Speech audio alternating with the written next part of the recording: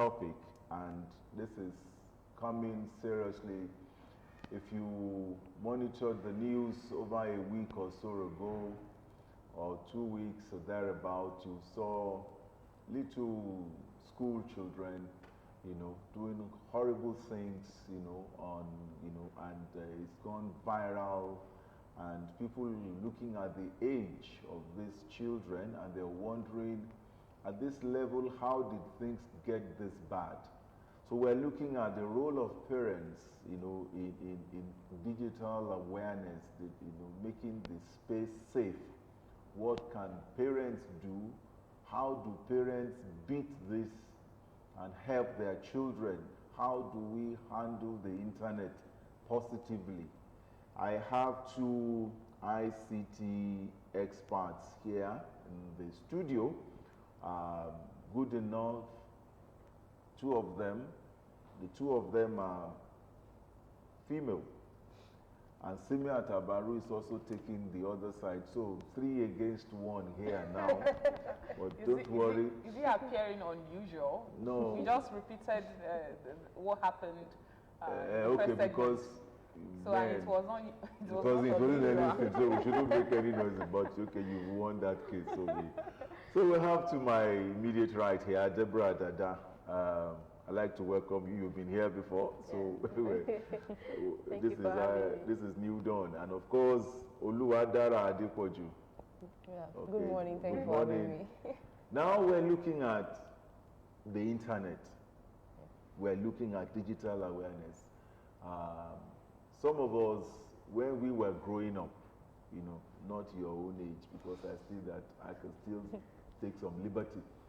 Our fathers had their television sets on top of, I remember the first TV set my dad had.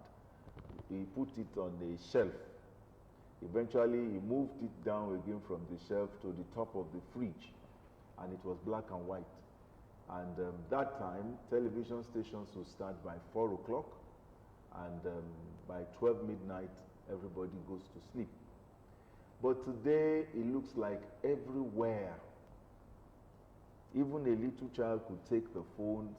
And now, from your own perspective, would you say this is beneficial to the society? Let's look at that first. Let's look at the benefits of the internet. Let's look at the benefits of digital awareness. Let's look at it before we now see the other side. Yeah, so I would say it's beneficial because we are in the age of information and we have information everywhere. It's so easy now to access any information at any time. When people are in distress, like they can quickly make calls, use social media to make announcements, and just make people know that, okay, this and this is going on at this particular place at this time. So this digital age is beneficial, like you said, and however, there's nothing that has an advantage that will not have its own disadvantage. Yeah, so it is very much beneficial in terms of information. You can access any information anytime, take courses, get certifications, all on the internet. So let's also look at the trend. Generation of no internet, raising generation of internet usage or users. Is that actually why we're having all sort of misgiven when it comes to the things happening on the other side, like you said, the other side of the internet? Yeah, definitely. I think that's the issue. And now that there's now a generation with internet bringing up another generation with internet, I think we can now follow instructions to do better. So because our parents were not aware of the internet, most of us introduced our parents to the internet, and that's why it was so easy for us to, or that's why we have so many issues now, because we're not able to filter information. Nobody was able to guide that, okay, this is the right thing to do, this is not the right thing to do, as we receive instructions from our parents. But they were not able to guide us in that way. We're even the one that guided them. So all of that, I think, yeah, it's a major reason why we have the kind of decadence we have in our society now. Okay, now with that kind of environment, how does a parent, how do you now guide? Some would say don't give your child phone until he's 10 years old or is 12 years old. Some would say don't even let your child use the phone until it's in the university or it's about to enter the university. Some say, okay, you have to guide. How does a parent, how you are a youth, you know some of the children have even passworded their phones that their parents can. So how does an analog parent break into this kind of a digital setting? All right, okay. No, let's begin right. from her. So, from your own experience, you know the ins and outs, you know the curves, you know all the bends, you know everywhere. Now, don't use all those bends. How can we break those bends? How can the parent, be in charge? all right. There's always one thing I always encourage for parents that grew up in the analog age or the analog era is for them to actually enroll themselves in maybe digital literacy courses. If you are not going to enroll yourself into digital literacy courses, then be aware, because this is a generation that you are raising. You have to be aware because you have a child. There are a lot of things you should be able to know as a parent to be able to protect your child. That is very, very important. So now, enrollment is your suggestion? Not only enrollment, just you being aware, you creating that digital awareness for yourself, because it is so important. Everybody, at least, I know 90% or if not 100% of parents have a phone. At least in the educated parent, at least, if not all of them, have a smartphone. If you have a smartphone, you are going to have, definitely you should be able to do a lot of things with your smartphone. But you need to be also aware that you are going to have a child. And that child will want to access the internet for assignments or anything. You need to be able to safeguard that child. The one thing I believe, if you are now digitally aware of things, you should set rules. Because it's not about seizing the phone and taking away the phone from the child. If child can collect the phone from someone else that release phones to their kids. Okay, so the issue of seizing the phone might not work.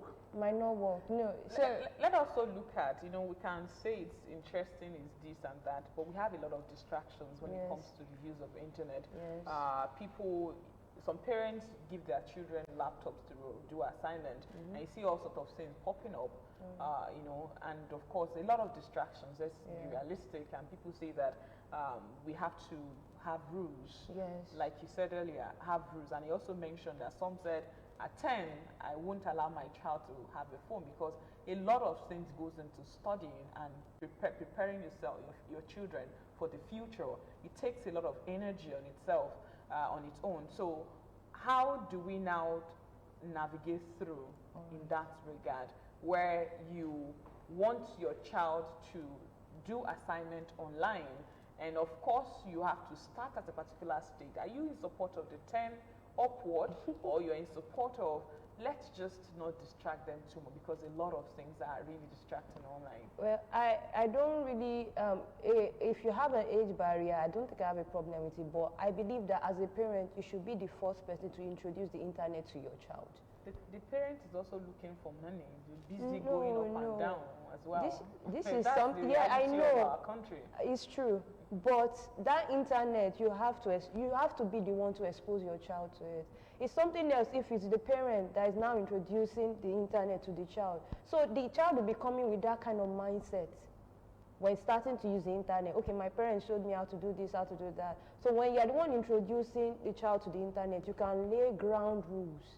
You just have to create that time. If you know that, okay, this child is getting to that age of information, you have to. That is one of the benefits. That's very important. If you have the level, look at the educational statistics that we have, there are so many of our parents that do not go through the universities or get adequate education, and then they can't even operate the phone.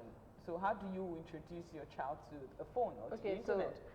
I think when we started we started conversation from the fact that analog parents raising digital children. I think we are now at the age where the digital parents are raising digital children. Are you really sure we have digital parents? We do already. Yes, what I mean is this. Are you sure they are in that large capacity? Because the reason I'm saying so is that I know some people who even have iPhones who just, all they just do is receive calls, make calls and send text messages. That's all they do.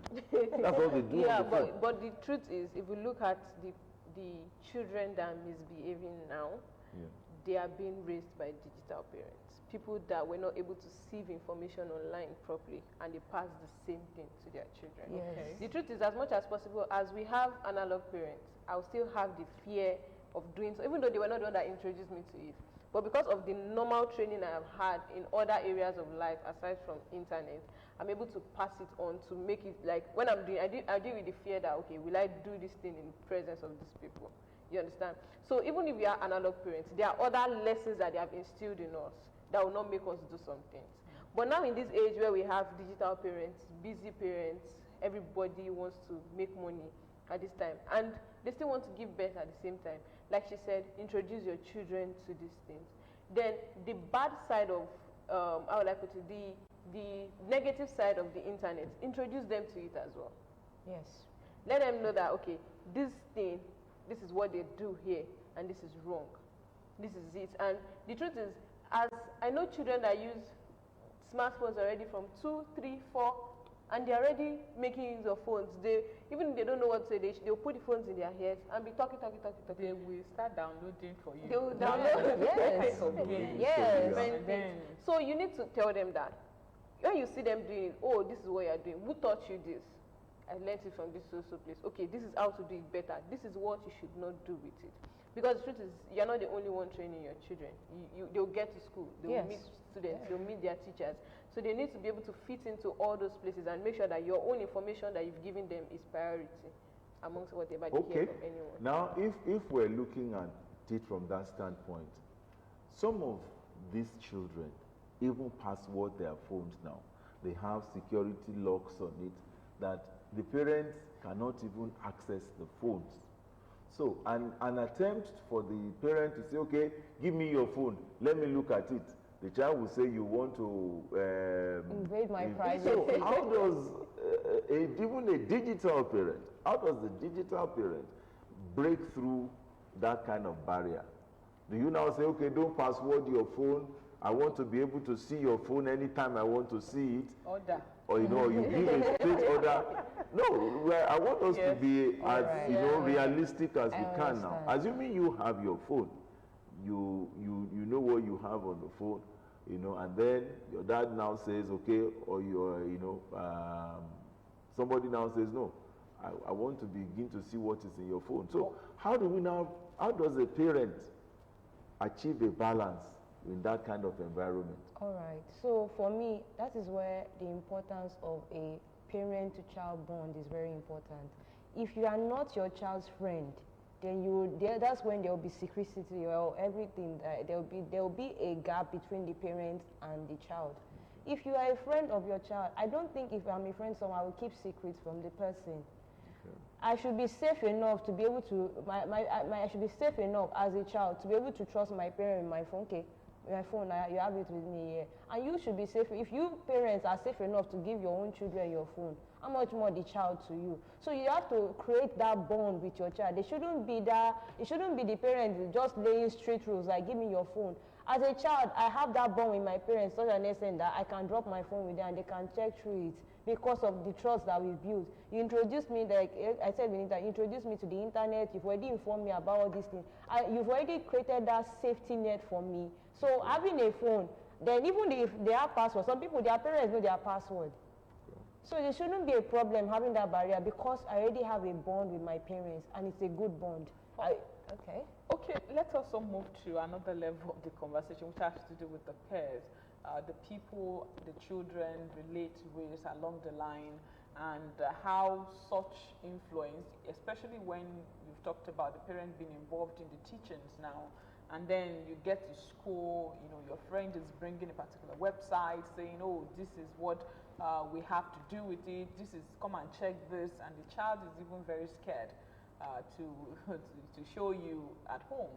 So how do we, that school now, at the level of schools, where they bring in people from different parts of the country together to study together and all that, how can the school also have some level of discipline around what the children that in their custody do with the phones that they have, or you're saying that they shouldn't even take phones to school? I don't think a child should take phones to school in the first place. And two, yeah, they are going to be exposed to information, whether they take the phones to school or they don't take the phones to school.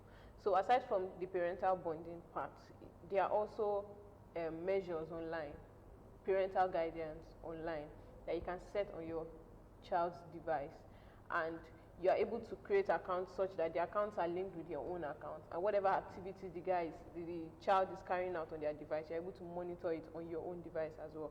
So I think it's called 18 plus parental control. Yeah, so you have it for TVs, we have it for mobile devices, we have it for systems as well. So you would have set some sites as restrictions. So the moment the child is trying to have access to these files, you are alerted. And when you get the alert that, oh, my child is trying to access this site, you don't go shouting at the child. Conversation, who told you this? Who told you that you could do this? Oh, it was my friend that told me I could do this. Oh, nice. This and this and this is what they do there. It is not okay for you at this time. And any rule you are setting for your child, let's say, okay, phone time ends by 7. You also should either obey that rule or tell them why, okay, it is different from adults. So a child will always do what you do, not what you say. So when you say, okay, in this house, phone time is off by 7 p.m., everybody drop your phone. The moment you do it for 1 week, even if you are picking up your own phone later. And you are a businesswoman or businessman. There are some things that we actually need to sacrifice for the family. Yeah. If just for a while, the moment the child already sees an habit, then you know how to measure it up as a child. It's just so that the child can know that at this time I need to stop using my device. It's so funny now that everybody, when we roll over our bed, the first thing we pick up is our phones. We have just gotten so used to it, and we need to. It's not even only on the bed, though, even on the road. even in taxis, the addiction. Yeah. And now, this other one, how do you get the youth to understand that, look, there are so many other things on that phone. It's not just all this, ayemi temi ba mi, or all this, it's not all of that alone. There are, sites, that teach you, that will help you. Why is it that those sites don't trend? Why is it that those sites don't attract you guys? Why is it that it's only these other? There are sites that give vital information. There are sites that why is it that those sites don't attract? Why is it that it's the other one that? Well, the thing is that entertainment sells. It always sells and has always been selling. Make a viral news about somebody in the entertainment, it will sell. It's just to make something trendy. Most of the trendy things have to do with the entertainment industry, so that is very, very common. That's why it sells. When you see decent information, it only takes like a minority that will focus on that. Even in the... Are we saying that our society is bad? No, the thing is that for news outlets, for websites, all these, I've forgotten what they call them, these websites, those websites that sell information out there, or that post information out there, they're always looking for clicks. So information that will really sell, and the most thing that sells is in entertainment. If somebody said, oh, something tape, yes, gossip, so a sex tape or something, those are the things that you just see them viral. But if you see decent news, a lot of people, because also people like the whole, like, did you see what happened? Breaking news, this, gist. Breaking news, somebody got A1 all through his exams. It's boring. Entertaining. So how then can we maximize the potentials of our children when it comes to access to the internet?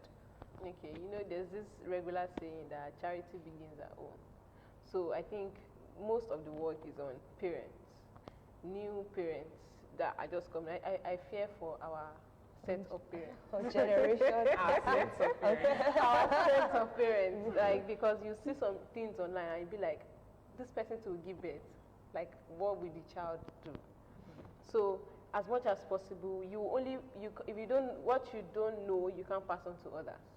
So I think, as much as possible, when we start having an environment of people that care about values, more values, rather than mere gist or the minor information, people that care about values, people that see information as very important, take courses online, get certifications. They want to be the top wherever they are. And it's just very few people that have that mindset in this part of the world. Everybody's just up for the noise and the glamour. So I think deliberately, when everybody decides to inculcate personal values, then most of all of these things will come in easily because it's become a lifestyle already. Yeah. Sorry. Okay. Can I quickly Yeah, add to go what on. she said? There's one thing we also need to remember, especially in this our era, is that if there's one rule that everybody should live by, is that, or should know, is that the internet never forgets. So now we are talking about the parents. You should know that as a parent, whatever you put on the internet, that's on social media, it sticks forever. Imagine you put a video, if you delete it, if somebody has downloaded it, somebody can re-upload it. So whatever you put online is very critical and important. So you have to be careful, even as a parent. As a parent, you have to be careful of all these things. So when you're raising all these children, now imagine you post your personal information, post everything online. That is why one needs to be careful as a parent. Because when your child even sees all these things, they'll believe it's okay to do all these things. Now, they even say, there's even a joke that gone are the days when you need like an herbalist to look at a mirror. All you have to do is just look at somebody's Facebook and you have all the information about the person. So what's the role of government in all of this? To regulate the content being posted on the internet just so we could have it better? All right. Yeah, I'm so, asking. okay, regulate content, yes, definitely. Well, is it that will possible? work, Is that but really is that possible? possible? No. Is that possible? No, because when if you want, how will I put it? You really cannot pull down a room in a house. Is it that you're pulling down the entire house? If you maybe let's say you want to pull down. So, but if you look at the previous Twitter ban, it was trying to censor information, but at the same time, it affected some businesses. It affected social media. It affected people that live by content creation. So as much as there's a good side to something, there's a bad side to it also. So I don't think regulations will work so much. Why Censoring you know, even the Twitter we're talking about now, so many developed countries are taking them off, and of course even Facebook, they talked about the child mental health, what they are doing, the algorithm, what it is saying, and all of that. So why should the government not be interested in a system that keeps? Yeah, they should be. They should trend? be interested. Okay, I think the right word is yes. They should be interested. They should do it. But what's important is, I think the major people that have the work is their own. Because yeah, the major people that have the work is their own. As much as the government can also help to censor information that is left out there, give people strict instructions, or actually all these kits that you see, make them have proper content, not what we are saying. Okay. All right, your last words as you begin to, battle this, because it looks like it's going to be with us for a long time. Yeah. A long It's going to be with us for a long time. Yeah. Me, I just advise this. I've seen this happen in other countries, especially in the US. The government can actually create ads.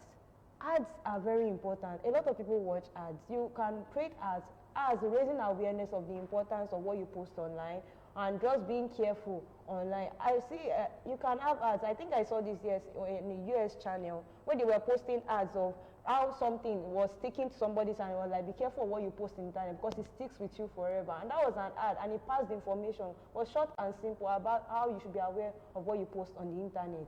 So if government should raise ads, they can raise ads for like elections and all. Why not about social? Yeah. All right, Deborah.